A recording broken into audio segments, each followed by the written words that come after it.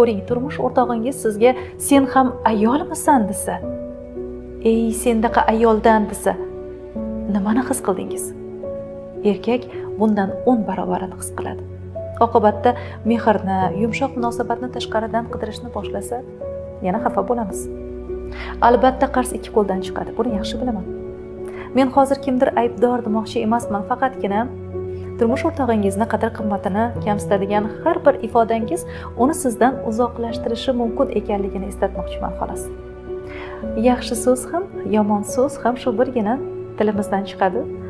Qalbni sindiradigan iboralar o'rniga sizday erkak yonimda ekanligiga behisob shukr, begim, sultonim, hayotim, borlig'im, yaxshiyam borsiz. Ikki og'iz gap, lekin naqadar samimiy va mehrga to'la, to'g'rimi? So'zingiz sehrli, zaboningiz shifo bo'lsin.